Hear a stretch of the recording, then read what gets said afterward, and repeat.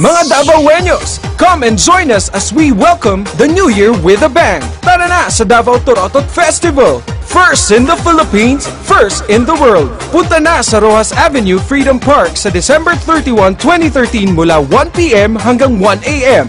Dungan ta sa pag-break sa Guinness World Record for the largest Torotot gathering in the world at 6 p.m.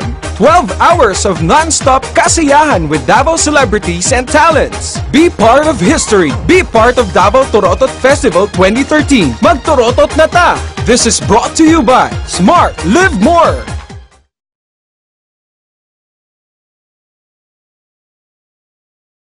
Mga kaigsuonan kong Davaoenyo, ani usa ka gimugna nga programa bali kalingawan pod gitawag nilang Torotot Festival. Mao kani ilang pagsabot nga maka-substitute, makailis atong mga pulbura, mga pyrotechnics and powders that I have banned for 10 years now. Kay gibidili ko na kay makadaot man gud sa tao ba sa integridad, either you mawai mo pananaw, imo kamot. So kani ilang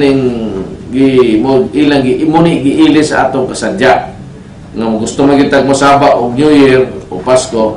Go ahead, make the noise that you want to do para sa ako, lipay ko.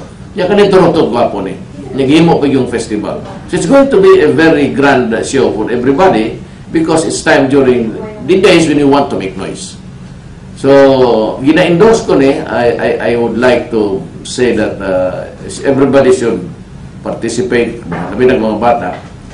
Kung malipay kung dako, nga malikayan gininyo ng pulbura, madakpan lang mo, mapriso mo, di rabagyo ko diya. Ako sa madakpan, taga-bata o tiguang priso kayo. Kay usually, upat ka adlaw ng festivities, walay korte, walay trabaho. Then you're up there for 3 days or 4 days. So kaning Torotot Festival is a good one, it's healthy, ma-exercise ang imong lungs, o niya makapasalida ka sa tanang sama, imong gusto. Barakanel ni kung kinsay pinakakusog o baga dere. Katong mga sigig panigarilyo hantod karon wala na inatata na. Huyop-huyop na lang mo diya. Giingnan mo undan og sigarilyo. But to those healthy ones, especially the children, I'm sure they'd enjoy this Torotot Festival.